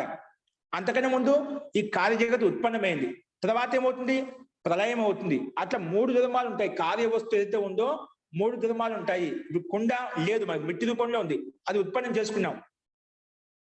కుండ మిట్టి రూపంలో దాన్ని ఇప్పుడు ఏంది, ఉత్పన్నం చేసిన తర్వాత కుండ రూపంలో వచ్చిందన్నమాట, అభివ్యక్తం అయిపోయిందన్నమాట. అభివ్యక్తమైన తర్వాత అది ఉత్పన్న స్థితి, ఉత్పన్నం అయిపోయిన తర్వాత స్థితి కొంతకాలం వరకు ఉంటుంది, అంటే వర్తమాన స్థితిలో ఉంటుంది. తర్వాత కొంతకాలం తర్వాత మళ్ళీ నష్టం అయిపోతుందన్నమాట. అట్లా 3 ధర్మాలు, ఒక కార్యవస్తువు ఏదైతే ఉందో దానికి 3 ధర్మాలు ఖచ్చితంగా ఉంటాయి. దానికి ఉత్పత్తి చేస్తాము, తర్వాత దానికి కొంతకాల స్థితి ఉంటుంది, వర్తమాన స్థితిలో ఉంటుంది, తర్వాత భూతకాలంలో వెళ్ళిపోతుంది, నష్టం అయిపోతుంది. అది నువ్వు ఒకే ధర్మాన్ని వినాశ ధర్మం ఒకటే తీసుకుంటున్నావు. ఆ ఉత్పత్తి స్థితి వర్తమాన స్థితి తీసుకోవచ్చు కదా. కాబట్టి కార్యవస్తుకు నా కేవలం వినాశ ఏవ కార్యధర్మ, ఒక కార్యధర్మము వినాశ ఒకటే కాదు, కింటు తస్య ఉత్పత్తి స్థితి వినాశ త్రయో ధర్మా సంతి, 3 ధర్మాలు ఉంటాయి. ప్రతి కార్యవస్తు, ప్రతి పదార్థానికి, ప్రతి వస్తువు అనేది ఈ 3 ధర్మాలతో యుక్తమై ఉంటుంది. అలాగే ఈ కార్య జగత్తు కూడా ఇది ఉత్పన్నమైంది, ఇప్పుడు స్థితిలో బ్రహ్మాండం మనకు వర్తమానంలో ఉంది, తర్వాత ప్రళయకాలంలో నష్టం అయిపోతుంది, ప్రళయంలో సూక్ష్మీభూతం అయిపోతుంది. అంటే ఈ 3 ధర్మాలు స్వీకరించాలి. కాబట్టి త్రయో ధర్మా సంతి, కాబట్టి త్రివిధ ధర్మ విరోధో ఆపద్యతే. ఇప్పుడు నువ్వు ఓన్లీ ఒక ధర్మం స్వీకరించావనుకోండి, ఉత్పత్తి స్థితి వర్తమాన స్థితి అది విరోధం కలుగుతుంది. అంటే అవి ప్రత్యక్షంగా మనకు శాస్త్రం చెప్తుంది, మనకు ప్రత్యక్ష అనుభూతి కూడా అది విరోధిస్తుంది కదా. కాబట్టి విరోధ ఆపత్తి కలుగుతుంది అన్నమాట. కాబట్టి త్రివిధ ధర్మ విరోధ ఆపద్యతే యది తస్య కారణం శూన్యం స్వీక్రియత. నువ్వు ఒకవేళ శూన్యం స్వీకరించావనుకోండి, ఇదంతా శూన్యం అని చెప్పామనుకోండి, ఉత్పత్తి స్థితి ప్రళయం అంటున్నాం. అలాగే ఒక వస్తువు కూడా అది ఉత్పన్నమవుతుంది, వర్తమాన స్థితిలో ఉంటుంది, మళ్ళీ నష్టం అవుతుంది, భూతకాలం వెళ్ళిపోతుంది. ఈ ధర్మాలు ఏవైతే మనం ప్రత్యక్షంగా చూస్తున్నామో ఈ 3 ధర్మాలకు ఆపత్తి వచ్చేస్తుంది, అది దానికి విరుద్ధం అవుతుంది. కానీ లోక ప్రత్యక్షం అన్నమాట, లోకం ప్రత్యక్షం ఇస్తున్నాం, ఆ లోక ప్రత్యక్షానికి విరుద్ధం అవుతుంది, విరోధం వస్తుంది. ఆ సమస్య అనేది మనకు సమ్ముఖంగా వస్తుంది. కాబట్టి ఎప్పుడు నువ్వు శూన్యము ఏమీ లేదు అంటేనా ఈ 3 తత్వాలకు, 3 ధర్మాలకు ఆపత్తి కలుగుతుంది అన్నమాట. ఎప్పుడు ఇదంతా శూన్యం అంటే గన అది చెప్తాడు. ఇది ఒకవేళ తస్య కారణం, ఆ కారణం అనేది నువ్వు శూన్యం అని చెప్పావు, కారణం చెప్పడం లేదు, మూల ప్రకృతి అని చెప్పడం లేదు, శూన్యం అంటున్నామాట. నువ్వు శూన్యం స్వీకరిస్తున్నా ఈ 3 ధర్మాలకు ఆపత్తి కలుగుతుంది. వర్తమాన ఉత్పత్తి స్థితి, ఉత్పత్తి అవస్థ, వర్తమాన అవస్థ, తర్వాత వినాశ అవస్థ, ఈ 3 ధర్మాలకు ఆపత్తి కలుగుతుంది అన్నమాట. యది తస్య కారణం శూన్యం స్వీక్రియత కార్యస్య తు తథా భూతేన కార్యం భవితవ్యం. అందుకే కార్యవస్తు తథా భూతేన కార్యం భవితవ్యం. ఏదో కార్యం ఖచ్చితంగా ఉండాలి, కారణం లేకుండా పూర్తి నష్టం చెప్పడానికి లేదు. తథా భూతేన కార్యం భవితవ్యం యతః, ఎందుకంటే తస్య ఉత్పత్తి స్థితి వినాశ త్రయో ధర్మా నియమ్యేదన్. ఎందుకంటే ఈ 3 ధర్మాలు ఖచ్చితంగా నియమపూర్వకంగా ఉంటాయన్నమాట. ఈ 3 ధర్మాలు యతః, ఎందుకంటే తస్య ఉత్పత్తి స్థితి వినాశో త్రయో ధర్మా నియమ్యేదన్. ఈ నియమాలు మనకు ప్రత్యేకంగా ఉంటాయి, అవి కూడా స్వీకరించాలి. ఉత్పత్తి ఉంటుంది, దానికి స్థితి ఉంటుంది, దానికి వినాశం కూడా ఉంటుంది. 3 ధర్మాలు స్వీకరించాలి. కాబట్టి వినాశ త్రయో ధర్మా నియమ్యేదన్ తథాభూతం నిమిత్త కారణం తు పురుష విశేషో ఈశ్వర. కాబట్టి అలాంటి నిమిత్త కారణం ఎవరు? ఈ మూడిని ఉత్పత్తి స్థితి ప్రళయకాలం తీసుకునే నిమిత్త కారణం ఎవరు ఇక్కడ? ఆ ఈశ్వరుడు. నిమిత్త కారణంతో పురుష విశేష ఈశ్వర. ఇలాంటి కార్యవస్తువును, కార్య జగత్తును ఉత్పత్తి స్థితి ప్రళయ రూపాన్ని తీసుకునే శక్తి సామర్థ్యం ఎవరికి ఉంది? ఆ పరమాత్మకు ఉంది. ఒక చిన్న లోకంలో ఉన్నటువంటి కుండను తయారు చేయాలంటే కుంభకారుడు దాన్ని మిట్టిని తీసుకొని ఉత్పన్నం చేస్తాడు, అది కొంతకాలం ఉంటుంది, తర్వాత అది నష్టమైపోతుంది. అంటే నిమిత్త కాలం కుంభకారుడు. అలాగే స్థూల విశాలమైనటువంటి ఈ సృష్టి బ్రహ్మాన్ని రచించాలంటే ఆ పురుష విశేషమైనటువంటి ఆ ఈశ్వరుడే ఈ బ్రహ్మ రచించగలుగుతాడు. కాబట్టి నిమిత్త కారణము, ఈ ప్రకృతి ఉపాదాన కారణము. కాబట్టి దీనికి 3 ధర్మాలు ఉంటాయి. ఉత్పత్తి ఉంటుంది, స్థితి ఉంటుంది, ప్రళయావస్థ ఉంటుంది, అంటే వినాశావస్థ ఉంటుంది. 3 ధర్మాలు స్వీకరించాలి. లేకపోతే ఈ 3 శూన్యం అని చెప్తే గిన ఈ 3 ధర్మాలకు దోషయుక్తం అవుతాయి. ఈ దోషాలు వచ్చేస్తాయన్నమాట, ఆపత్తి అనే సమస్య అనేది వస్తుంది. కాబట్టి తథాభూతం నిమిత్త కారణంతో పురుష విశేషో ఈశ్వర. ఆ పురుష విశేషమైన ఈశ్వరే ఈ నిమిత్త కారణము, అంటే ఈ జగత్తుకి బ్రహ్మానికి కారణం అనమాట. ఉక్తం చెప్పాం కూడా, మనం ముందు చెప్పుకున్నాం. యతో వా ఇమాని భూతాని జాయంతే ఏన జాతాని జీవంతి యత్ ప్రయంతి అభిసంవిశంతి తద్ విజిజ్ఞాసస్వ తద్ విజిజ్ఞాసస్వ తద్ బ్రహ్మ. మనం ఇక్కడ వేదమంత్రులు చెప్తున్నాం, తైత్రీయోపనిషత్ అంట. యతో వా ఇమాని భూతాన్ని జాయంతి, ఈ స్థూల భూతాలు ఏవైతే ఉత్పన్నమవుతున్నాయో, ఏన జాతాన్ని ఎవరి చేత ఉత్పన్నమై జీవంతి, ఇక్కడ విని జీవాత్మలు జీవిస్తున్నాయట. ఎవరి చేత ఈ సృష్టి ఉత్పన్నమైందో, ఎవరి చేత ఏ కారణం చేత ఉత్పన్నమైన తర్వాత ఈ జీవాత్మలు జీవిస్తున్నాయో, యత్ ప్రయంతి, తర్వాత అవి జీవించిన తర్వాత కొంతకాలం మన నష్టం అయిపోతాయి, జీవాత్మలు చనిపోతాయి కదా, మృత్యుకు ప్రాప్తి అయిపోయిన తర్వాత మళ్ళా యత్ ప్రయంతి యత్ ప్రయంతి అభివిశంతి, అంటే శాంత స్థితిలోకి వెళ్ళిపోతాయన్నమాట. అంటే ఉత్పత్తి ఉంటుంది, స్థితి ఉంటుంది, తెలియమాట. అంటే జీవాత్మకు చూపిస్తున్నామట. తద్ విజిజ్ఞాసస్వ తద్ బ్రహ్మ. కానీ ఇటువంటి ఉత్పత్తి స్థితి ప్రళయకాలను చూపించేటువంటి ఆ పరమాత్మను విజిజ్ఞాసస్వ అంటే ఆ పరమాత్మ జిజ్ఞాసగా తెలుసుకో. తద్ బ్రహ్మ, ఆ బ్రహ్మతత్వం కేవలం ఆ శక్తి పురుష విశేష ఈశ్వరుడిలో ఉంటుంది, ఆ బ్రహ్మలో ఉంటుంది. తద్ విజిజ్ఞాసస్వ, ఆ బ్రహ్మతత్వాన్ని తెలుసుకో. తద్ బ్రహ్మ. ఎందుకంటే పక్కన ఇంకో కూడా ప్రమాణం ఇచ్చాడు వేదాంత దర్శనం యొక్క. జన్మాద్యస్య యతః, యతః ఎవరి చేత అయితే, యస్య ఈ జగత్తు, యస్య అని ఈ జగత్తుక, యతః జన్మాది అంటే ఈ ఉత్పత్తి కలిగిందో, జన్మాద్యస్యత ఈ బ్రహ్మాండకి ఈ జగత్తుకి ఉత్పత్తి ఎవరి చేత అయిందో, అలాగే ముక్తాత్మ కూడా ఆవిర్భావము, జీవాత్మ కూడా ఆవిర్భావం ఎవరి చేత అయిందో ఆ పరమేశ్వరాన్ని తెలుసుకో. కానీ జన్మాద్యస్య యతః, యతః ఎవరి చేత అయితే ఈ కార్య జగత్ ఉత్పన్నమైందో అని చెప్పి చెప్పాడు.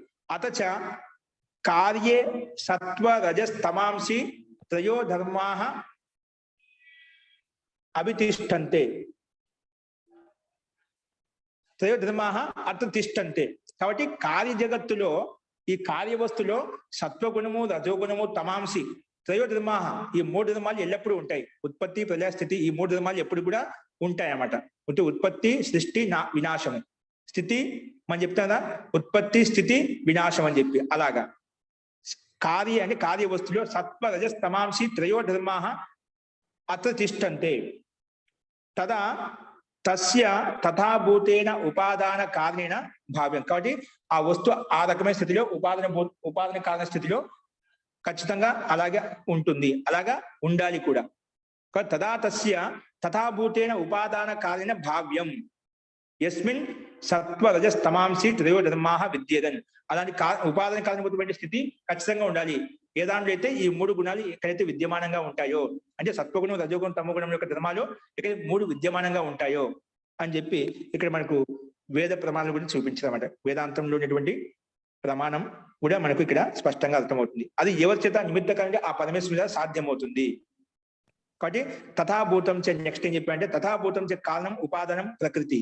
అటువంటి ఉపాదాన కారణమైనటువంటి మూల స్థితి ఏదైతే ఉందో దాన్ని ప్రకృతి అంటాము. తథాభూతం చే అటువంటి స్థితిని కలిగినటువంటి కారణం, ఉపాదానం, ప్రకృతి. అటువంటి కారణం, ఉపాదానం, ఉపాదానం దాన్ని ప్రకృతి అని చెప్పి చెప్పుకున్నాం. కారణం అన్య, ఉపాదానం అన్య, ప్రకృతి అన్య, మూడు ఒకటే. ఉక్తం హి పూర్వం ముందుకు చెప్పుకున్నాం.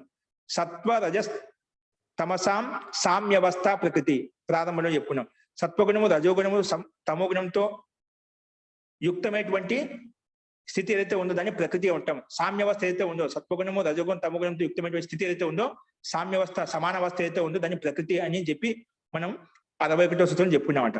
శృతౌచ శృతిలో వేదము చెప్పబడింది. అజామేకాం లోహిత శుక్ల కృష్ణాం బహ్వీః ప్రజాః సృజమానాం స్వరూపాః. ఈ అజామేకం ఉత్పన్నం అంటే నిరంతరంగా ఉండేటువంటి ప్రకృతి. అంటే ఈ ప్రకృతి ఉత్పన్నం కాదు. ప్రకృతి ద్వారా మహాతత్వము, అహంకారం ఇవన్నీ ఉత్పన్నమవుతాయి ఆ మూల ప్రకృతి చేత. కానీ ప్రకృతి ఉత్పన్నం కాదు. అంటే అటు ఉత్పన్నం కానటువంటి అజాం ఏకాం, ఏకాం అజాం అంటే ఆ ప్రకృతిని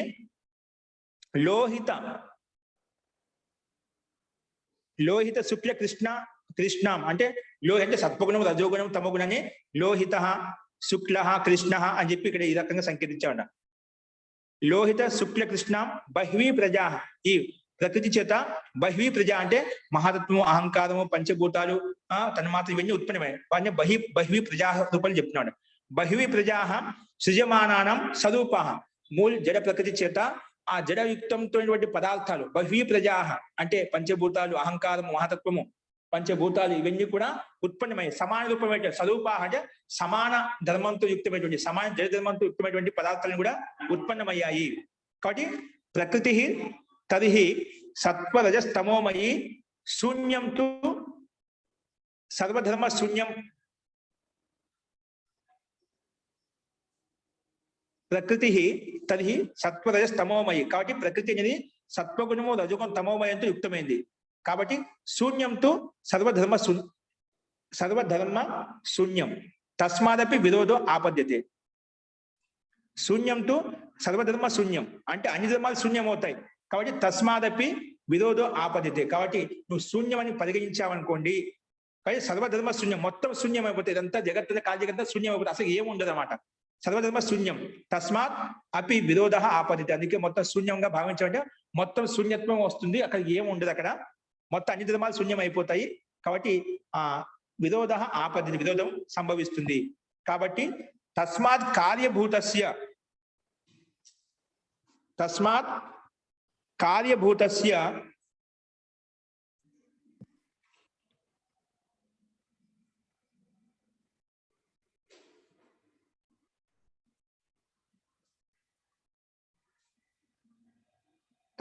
కార్యభూతస్య కనిపిస్తుందండి ఇక్కడ చూడండి లాస్ట్ లో.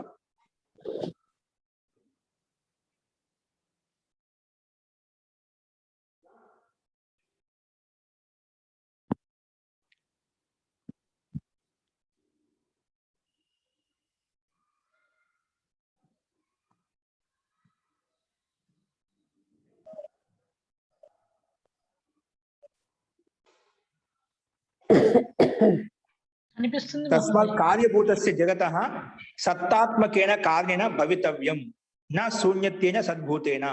కాబట్టి తస్మాత్ కార్యభూతస్య జగత, ఈ కార్యభూతమైన జగత్ ఏదైతే ఉందో సత్తాత్మకైన కార్యేణ భవితవ్యం, సత్తాత్మడి మూల ప్రకృతి రూపంలో ఖచ్చితంగా భావించాలి. నా శూన్యన సద్భూతేన, శూన్య రూపంలో సత్త రూపంలో ఉందని చెప్పి మనం భావించకూడదు.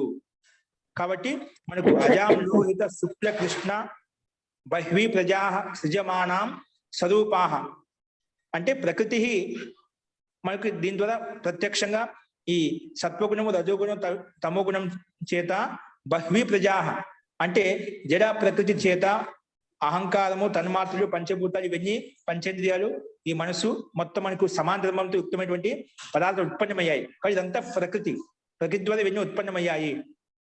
కాబట్టి ఇవన్నీ సత్వ రజస్ తమోమయి, ఇవి సత్వగుణ, రజోగుణ, తమోమయంతో యుక్తమైనటువంటి మాట. కాబట్టి శూన్యంతో సర్వధర్మ శూన్యం, సర్వధర్మ శూన్యం. కాబట్టి శూన్యం అంటే మొత్తం అన్ని ధర్మాలు శూన్యం అవుతాయి. కాబట్టి తస్మాత్ విరోధ ఆపదితి, అందుకే మొత్తం విరోధం వస్తుంది.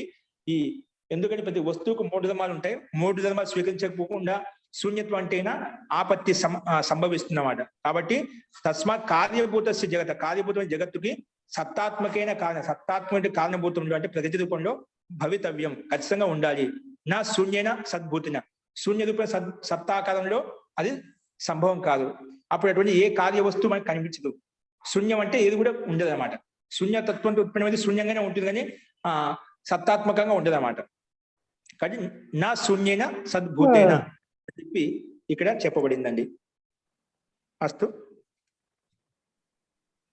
ఇందులో ఏదైనా సందేహం ఉందా? లేదు మహోదయ, అర్థమైంది. అస్తు. యతశ్చ, ఎందుకంటే దాంట్లో ఇంకా కారణం చెప్తున్నాడు. నా అసత్ ఉత్పాదో నిరసింగవత్, నా అసత్ ఉత్పాదో, ఎందుకంటే పూర్వపక్షి శూన్యమన్యం అనుకోండి, అక్కడ వస్తువు సత్తా అంటూ ఏమి లేదు, ఆ అర్థం వస్తుంది. అసత్ వస్తువు చేత ఏదో వస్తువు ఉత్పన్నం కాదు. ఏదైనా ఒక వస్తువు ఉత్పన్నం అయిందంటే ఏదో ఒక వస్తువు ఖచ్చితంగా ఉంటుంది. వస్తువు చేతనే ఇంకో వస్తువు ఉత్పన్నం అవుతున్నమాట. ఖచ్చితంగా కుండ తయారు కావాలంటే మిట్టి ఖచ్చితంగా ఉండాలన్నమాట. అదే మిట్టే చేయడం కూడా కుండే తయారు కాదన్నమాట. అంటే సత్తాత్మకమైన వస్తువు చేత సత్తాత్మక వస్తువు తయారవుతుంది అనే ఉదాహరణ చెప్తున్నా అక్కడ. నా అసత్ ఉత్పాదో, అసత్ వస్తువుకి ఉత్పత్తిని ఉండదు. ఎలాగంటే నిరుశృంగవత్, నిరుశృంగవత్ అని చెప్పి 114 సూత్రం చూడండి. నిరుశృంగవత్ అంటే నరహ, నిరు అంటే నరహ అంటే మనిషి, మనుషులకు కొమ్ములకు సమానంగా. మనసులో కొమ్ములు ఉంటాయంటే మనం స్వీకరిస్తామా? కుండలి కొమ్ములతో స్వీకరిస్తామా? అలాగా నిరుశృంగవత్ అంటే నలుడికి కొమ్ములు ఉన్నాయి అంటే అది ఎప్పుడు ప్రత్యక్ష విరోధం అన్నమాట. ఇప్పుడు మనిషికి కొమ్ములు ఉండటం ఏంటి? కాబట్టి కొమ్ములు పశువులకైతే ఉంటాయి, పశువుల్లో ఉత్పన్నం అవుతాయి, కానీ మనుషులకు ఎప్పుడు కొమ్ములు చూడలేదు కదా. ఇప్పుడు ప్రాణిత్వం సమానంగా ఉంది. పశువులు కూడా ప్రాణిత్వం ఉంది, మనుషులో ప్రాణిత్వం ఉంది. ప్రాణిత్వాన్ని సమానత చూసుకొని అదో ప్రాణి అంటే ప్రాణి జగత్ అంటే మొత్తం వచ్చే కదని చెప్పి ప్రాణులకు కొమ్ములు ఉంటాయి అంటే అది యథార్థంగా ఉంటుందా? అది లోక విరుద్ధం. పశువుల్లో ఉంటాయి కొమ్ములు, కానీ మనుషులకు ఉండవు. కాబట్టి నా అసత్ ఉత్పాద, అసత్ వస్తువుకి ఉత్పత్తి ఉండదు. ఇలాగే నిరుశృంగవత్ అని చెప్పి ఇక్కడ ఉదాహరణ ఇచ్చాడనమాట. అదేంటో చూడండి. అసత్ ఉత్పాదో నా భవతి. అసత్ అంటే సత్తాత్మకం లేటువంటి పదార్థానికి ఉత్పత్తి కాదు. ఏదో వస్తువు లేదో దానికి ఉత్పత్తి ఎలా ఉంటుంది? ఏదైనా ఉంటే దానికి ఇంకో రకం ఉత్పత్తి అవుతున్నమాట. పిండి ఉంటే రొట్టె తయారవుతుంది అన్నట్టుగా, మిట్టి ఉంటే కుండ తయారవుతుంది అన్నట్టుగా, అది మూల కారణం ఉంటే ఉత్పత్తి అవుతుందా అంట. అలాగే అందుకే నా అసత ఏదైతే లేదో, అసత ఉత్పాదు నా భవతి, అసత్ వస్తువుకి ఉత్పత్తి లేదు, ఉత్పాదు నా భవతి. ఎలాగే నిరు శృంగవత్ అంటే కింటు సత ఏ ఉత్పాద, సత్తాత్మకమైనటువంటి వస్తు పదార్థం చేత అయినా సత్తాత్మక వస్తు పదార్థం ఉత్పన్నం అవుతుంది. ఏ రకంగా అయితే నిరుశృంగం అంటే నదికి విధంగా కొమ్ములు సంభవం కాదో, ఆకాశంలో పుష్ప అంటే ఆకాశంలో పుష్పాలు విధంగా సంభవం కాదో, అలాగా ఉంటుంది. కాబట్టి సత్తాత్మక పదార్థం చేతనే సత్తాత్మక పదార్థం ఉత్పన్నం అవుతుంది. అలాగే మూల ప్రకృతి ఉంది కాబట్టి ఈ కాలి జగత్తు ఉత్పన్నమైంది. మూల ప్రకృతి లేకపోతే ఈ కాలి జగత్తు కూడా ఉత్పన్నం కాదు. కాబట్టి తస్మాత్ సదాత్మకతయా స్వకారణేన అవతిష్టది. కాబట్టి సత్తాత్మక కారణ రూపంలో మూల ప్రకృతి స్వీకరించాలి, శూన్యం అని చెప్పకూడదు. పూర్వపక్ష శూన్యం అంటే శూన్యం చెప్పకూడదు. సత్తాత్మకతయా స్వకారణే అవతిష్టది, తన కాలంలో విలీనం అవుతుంది. ఈ స్థూల జగత్ అంతా సూక్ష్మభూతం అయిపోయినప్పుడు, ప్రళయావస్థలో వినాశమైనప్పుడు తన కాలంలో విలీనం అయిపోతుంది. ఇప్పుడు కుండ అనేది అది నష్టమైనప్పుడు తన మూల ప్రకృతి అయినటువంటి మిట్టిలో కలిసిపోతుంది, కానీ మిట్టి రూపంలో వస్తుంది. మిట్టి నష్టం కాదు, అది మూల ప్రకృతి. కుండ అనేది అభివ్యక్త అవస్థ నష్టం అయిపోయి మిట్టిలో కలిసిపోతుంది, ముక్కల రూపంలో అయిపోతుంది, కనషహ అయిపోతుంది అన్నమాట. అలాగే సృష్టి కార్య జగత్ ఈ బ్రహ్మాండం ఏదైతే ఉందో నష్టమైనప్పుడు వినాశమైనప్పుడు ఏమవుతుంది, మూల ప్రకృతిలో కలిసిపోతుంది. కానీ మూల ప్రకృతి యొక్క సత్తను మనం స్వీకరించాలి. శూన్యం అని చెప్పవచ్చు. శూన్యం అంటే మొత్తం శూన్యం అవుతుంది, అసలు ఏముండదు అక్కడ. సత్తాత్మకమైన పదార్థం చేతే సత్తాత్మక పదార్థం తయారవుతుంది. మూల ప్రకృతి ఉంది కాబట్టి ఈ జగత్ ఉత్పన్నమైంది, మిట్టి ఉంది కాబట్టి కుండ ఉత్పన్నమైంది. అలాగా కారణం ఖచ్చితంగా ఉంటుంది, కారణం స్వీకరించాలి. ఇలాంటి విశాలమైన బ్రహ్మాండానికి కారణము మూల ప్రకృతి, ఖచ్చితంగా స్వీకరించాలని చెప్పి సిద్ధాంతి ఇక్కడ ఈ రకం కూడా దీనికి సమానం చెప్పాడు అనమాట. ఎందుకంటే ఇంకో హేతు కూడా ప్రస్తావించారన్నమాట. ఏతుం ప్రయచ్చతి ఉపాదాన నియమాత్. ఎందుకంటే ఉపాదాన నియమం ఉంది కాబట్టి. ఏ రకం ఉపాదాన నియమము చూడండి. ఉపాదాన నియమాత్ నా అసత్ ఉత్పాద. నియమం ఉంది కాబట్టి అసత్కి ఉత్పత్తి కాదు, సత్తాత్మక పదార్థానికి ఉత్పత్తి కలుగుతుంది. కాబట్టి ఉపాదాన నియమాత్ నా అసత్ ఉత్పాద అంటే యద్ ఉత్పద్యతే తత్తద్ ఉపాదాన నియమాత్. ఏదైతే ఉత్పన్నం అవుతుంది ఉపాదాన అంటే మూల కారణం చేతనే ఉత్పన్నం అవుతుంది. మూల కారణం చేతనే ఉత్పన్నం అవుతుంది. మూల కారణం చేతనే ఉత్పన్నం అవుతుంది.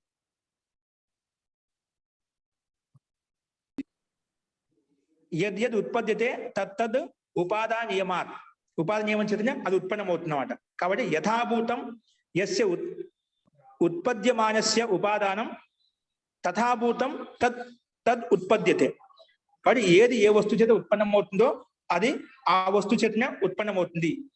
కాబట్టి మృత్తికా ఘట, మన్ను ద్వారా అంటే మిట్టి ద్వారా కుండ ఏ విధంగా ఉత్పన్నం అవుతుందో, అలాగే తంతువుల ద్వారా వస్త్రం ఏ విధంగా ఉత్పన్నం అవుతుందో, అలాగే ఉపాదాన నియమం ఒకటి ఉంది కాబట్టి ఆ రకంగా వస్తువులు ఉత్పన్నం అవుతాయి. అంటే కారణం ఉంది, అంటే ఒక కారణం చేత అన్ని వస్తువులు ఉత్పన్నం అవుతాయని కాదు, ఏది ఏ దానికైతే కారణం ఉందో ఆ కారణాలన్నీ ఉత్పన్నం అవుతాయి అని ఇక్కడే ఈ రకంగా చెప్పాయండి. కానీ ఉపాదాన నియమాలు, ఉపాదానికి అంటే ప్రకృతికి ఒక నియమం ఉందన్నమాట. ఆ నియమం ప్రకారంగా మిట్టి చేత కుండనే ఉత్పన్నం అవుతుంది, మిట్టి చేత వస్త్రం ఉత్పన్నం కాదు. అలాగే తంతువుల చేత వస్త్రమే తయారవుతుంది కానీ కుండ ఉత్పన్నం చేయలేమాట. అట్లా ఉపాదాన కారణానికి ఒక నియమం ఉందన్నమాట. ఆ నియమం ఉంది కాబట్టి ఆ నియమ కారణంగానే మనకు ఈ మూల ప్రకృతి అనేది ఒక సత్తాత్మక తత్వం ఉందని చెప్పి మనకు అర్థమవుతుందండి. అస్తు. కాబట్టి అది ఇక్కడ చెప్పారు. ఇక్కడ యద్యద్ ఉత్పద్యతే తత్తద్ ఉపాదాన నియమాత్. ఉపాదాన నియమం ఉంది కాబట్టి యథాభూతం అంటే ఏ దానికి ఏదైతే కారణం అది ఆ కారణం చేత యస్య ఉత్పద్యమానస్య ఉపాదానం తథాభూతం తత్తద్ ఉత్పత్తివది. ఏది ఏ దానికి ఉత్పత్తి కారణం ఉపాదాన కారణం ఏదైతే ఉందో అలాంటి ఉపాదాన కారణం చేత తద్దత్ వస్తువు ఉత్పన్నం అవుతుంది. ఏది ఏ దానికైతే కారణం ఉందో ఆ కారణం చేత ఆ వస్తువు ఉత్పన్నం అవుతుంది. అంటే మిట్టి చేత కుండనే తయారవుతుంది, తంతు దారపోగుల చేత వస్త్రమే తయారవుతుంది. ఏది ఏ దానికైతే ఉపాదాన కారణమో ఆ ఉపాదాన కారణం చేత అదే ఉత్పన్నం అవుతుంది. అంటే కారణం ఉంది ఇక్కడ. ఈ కార్య వస్తువు వస్త్రం ఉందంటే తంతు పోగులు ఏ విధంగా ఉన్నాయో, కుండ ఉందంటే మిట్టి ఏ విధంగా ఉందో ఉపాదాన కారణం, అలాగే ఒక ఉపాదాన ఒక నియమం ఉంది. నియమాన్ని బట్టి మనకు ఆ మూల ప్రకృతిని ఒక సత్తాత్మక పదార్థాన్ని స్వీకరించాలి అని చెప్పి ఇక్కడ సిద్ధాంతి ఈ రకంగా ప్రస్తావించాడు. కాబట్టి అదే ఇక్కడ మృత్తికాతో ఘట, మృత్తిక ద్వారా మృత్తికాత ఘట అంటే కుండ ఉత్పన్నమవుతుంది.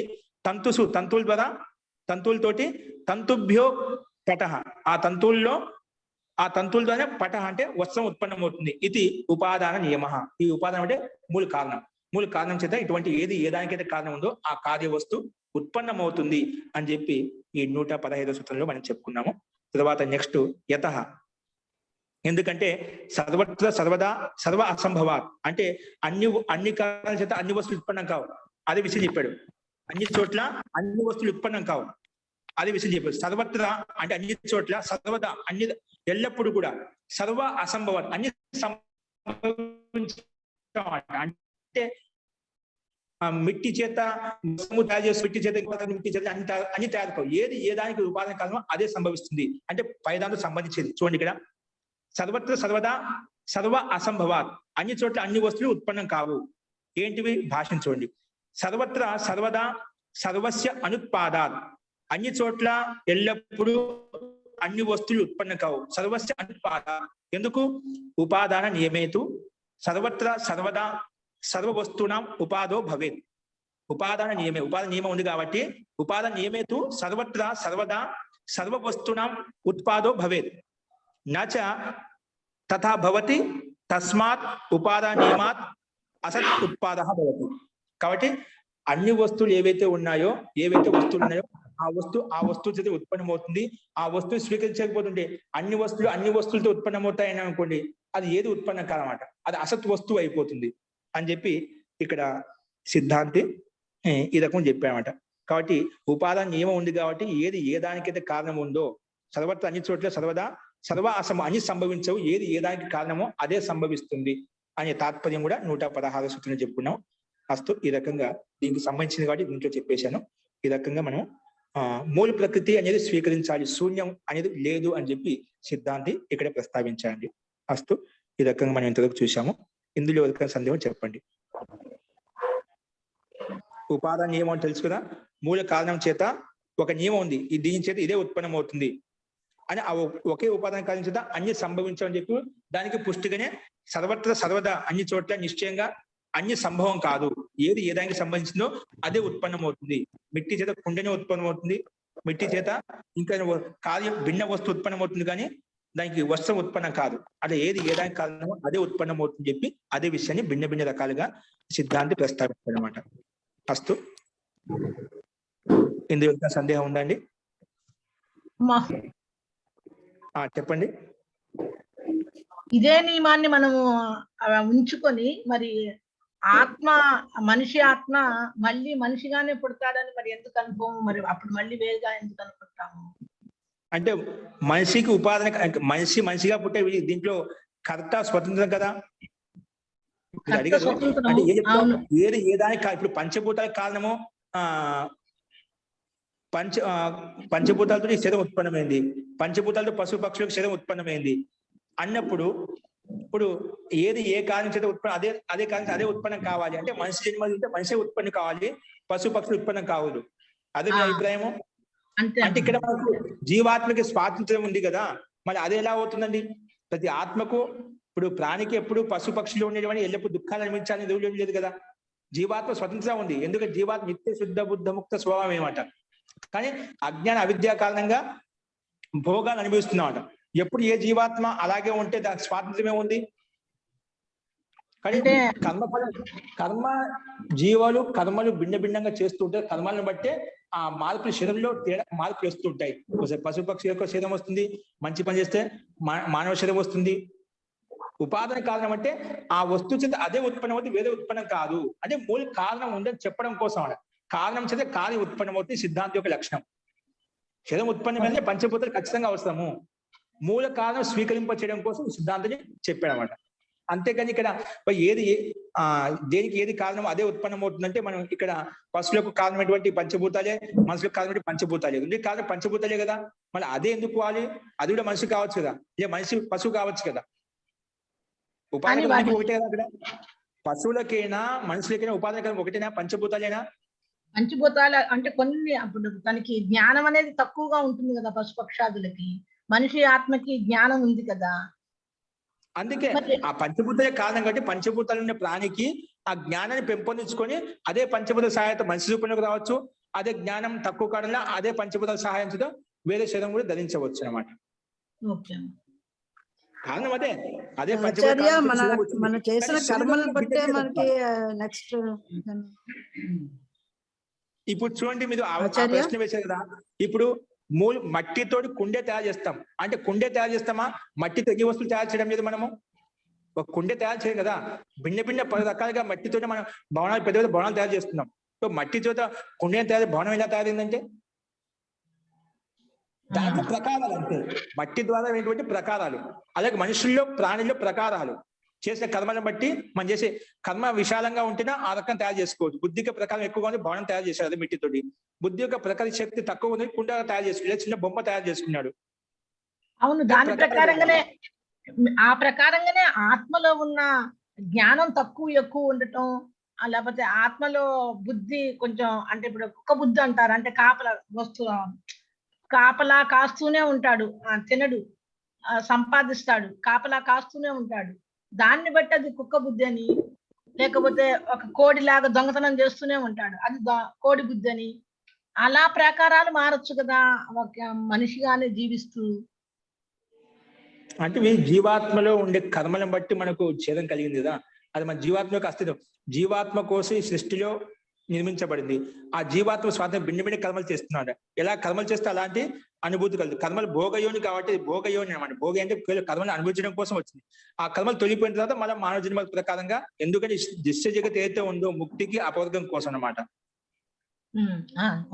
అవును, అపవర్గం కోసమే ప్రయత్నం. కాబట్టి ఇప్పుడు దాంట్లో అటువంటి ఏది అలాగే ఉంటే మన ముక్తి కోసం ప్రయత్నించాల్సిన అవసరం ఉందండి. ఎప్పుడు ఏ జీవాలు ఎక్కడ అలాగే ఉంటాయి. ఇంకా మన ముక్తి కోసము ఈ మోక్ష శాస్త్ర ఉపదేశం ఇదంతా ఎందుకు? మరి ఏ కారణం చేత అదే వస్తువు అదే పదార్థం అదే మనిషి తయారవుతాడు అనుకుంటే ఇంకా పశువుల్లో ఉంటాయి. అంటే దానికి ముక్తి అవసరం లేదు. ఇంకా అంటే అప్పుడు సంసార బంధనంలోనే తిరుగుతూనే ఉంటాడు కానీ ముక్తి ఉండదు. అదే ఆ దోషం వస్తుంది. ఇప్పుడు ముక్తి కోసం ప్రయత్నం చేయడానికి కోసం అందరికీ ముక్తి కలుగుతుంది చెప్పే ఉపదేశం వ్యర్థం అవుతుంది, మోక్ష శాస్త్రమే వ్యర్థం అవుతుంది అన్నమాట.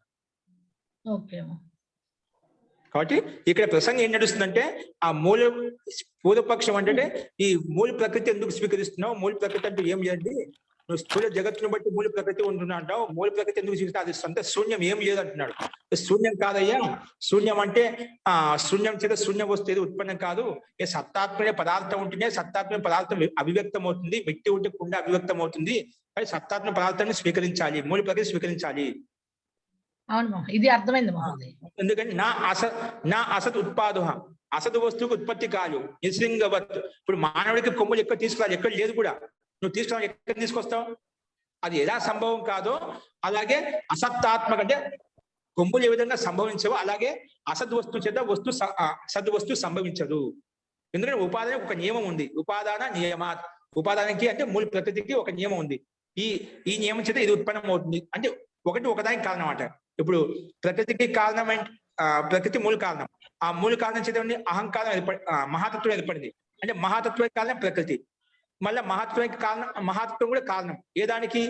అహంకారానికి. అహంకారం కూడా కారణం ఏదానికి? తన్మాత్రలకు. తన్మాత్రలు కూడా కారణం ఏది? పంచభూతాలకు. అట్లా కారణ కార్యభావం ఉందన్నమాట. అది ఏదానికి కారణం అది అక్కడ ఆ విధంగా ఉత్పన్నం అవుతుంది. అక్కడ తీసుకోవాలి. అంటే మూల కారణం అంటూ ఉంటుంది. అలాగే మూల ప్రకృతి మనం సూక్ష్మటువంటి ప్రకృతి స్వీకరింప చేయాలి. ఒక నియమ వ్యవస్థ అంటూ ఉంది. అలా అని చెప్పి నువ్వు మళ్ళా ఒకే వస్తువు అన్ని ఉత్పన్నం అవుతాయని కూడా అనుకోదు. ఏదానికి కారణం అది ఉత్పన్నం అవుతుంది. అందుకే సర్వదా నిశ్చయంగా సర్వ అసంభవాలు. అన్ని చోట్ల అన్ని వస్తువులు ఒకేదాన్ని ఉత్పన్నం అవుతాయి అనుకుంటున్నామో అది కూడా సంభవం కాదు. ఎక్కడ ఏది సంభవమో అదే సంభవిస్తుంది. మిట్టి చేత కుండని ఉత్పన్నం అవుతుంది, వస్త్రం కాదు. తంతువుల చేత వస్త్రం ఉత్పన్నం అవుతుంది, కుండ తయారు కాదు. అట్లా అన్ని సంభవించవు. నాచ తథా భవతి. కాబట్టి తస్మాత్ ఉపాదాన నియమాత్ నా అసత్ ఉత్పాద. అసత్ వస్తువుకి ఉత్పత్తి అనేది కలగదు అని చెప్పి ఇక్కడ సిద్ధాంతి చెప్పాడు. అసత్ వస్తువుకి ఉత్పత్తి కలగదు, సద్ వస్తువుకే ఉత్పత్తి కలుగుతుంది అని చెప్పి సిద్ధాంతి యొక్క అభిప్రాయం అండి. అందుకే దాన్ని శూన్యం అని చెప్పకూడదు. మూల ప్రకృతి శూన్యం అని చెప్పకూడదు. అది ఏమి అంటే అసలు ఏమి చెప్పంటే వస్తువు ఉత్పన్నం కాదు.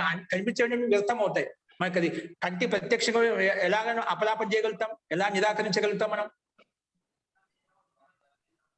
నిరాకరించిన అది దోషయుక్తం అవుతుంది.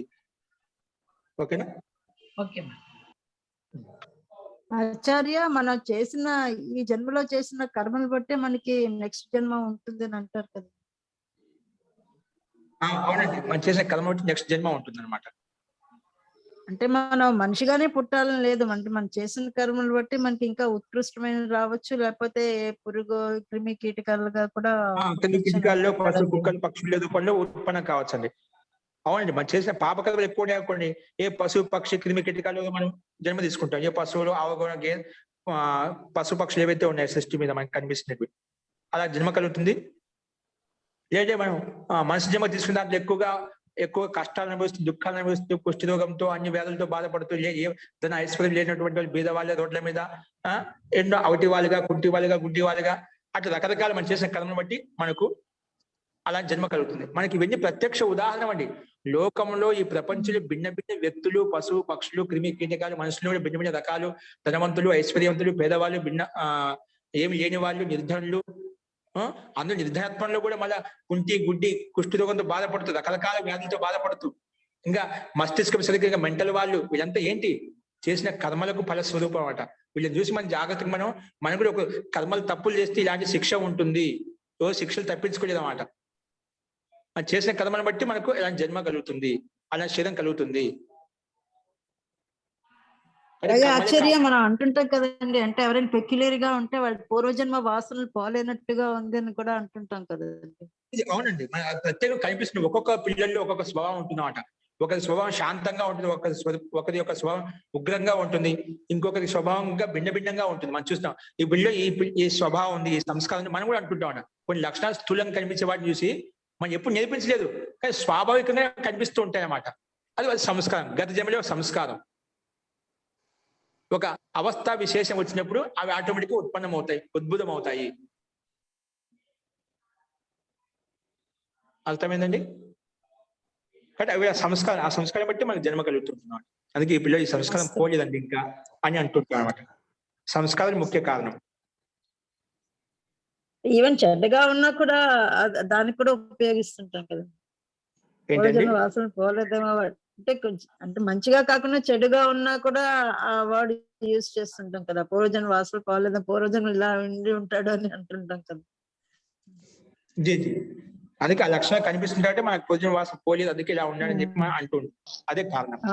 గత జన్మ సంస్కారాల కారణంగానే అలా వాసనాలు ఉండటం వల్లనే మనం అలాగా చెప్తుంటే ప్రత్యక్షంగా చూస్తూ ఉంటాం అన్నమాట.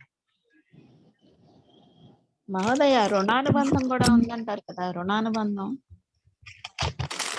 రుణపడి ఉన్నప్పుడు ఎక్కడో రుణానుబంధం ఉంది కాబట్టి మన జన్మ కలుగుతుందండి. ఎవరితో ఒకరితో రుణపడి ఉండండి, ఒక్కొక్క కుటుంబంలోకి వెళ్ళిపోతున్నాయి. ఇక్కడ అనుబంధం ఉంది, రుణానుబంధం ఉంది కాబట్టి మనకు వచ్చి అక్కడ ఒకరి పరస్పర సహకారంగా సహయోగంగా ఉంటూ మనం మన అవసరాన్ని తీర్చుకుంటున్నాడు. రుణానుబంధం లేకపోతే ఎవరు రాదు కూడా. అనుబంధం ఉంటుంది కాబట్టి గజంలో ఆ సంబంధం ఉంటుంది కాబట్టి అక్కడికి వెళ్తాం అన్నమాట. ఎక్కడికి రుణానుబంధం ఉంటుందో, మా రుణాలు ఎక్కడైతే ఉంటాయో అక్కడే అందరూ అన్ని చోట్ల వెళ్ళారన్నమాట.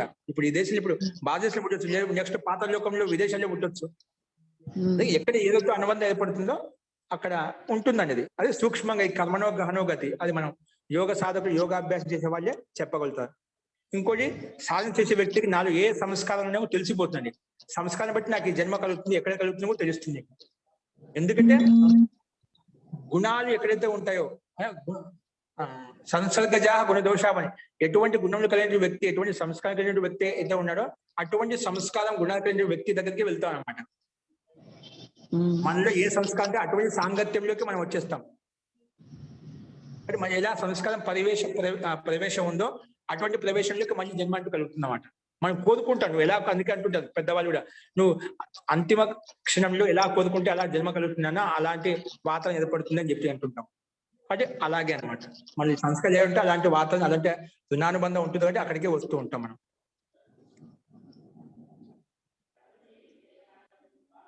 అస్తు.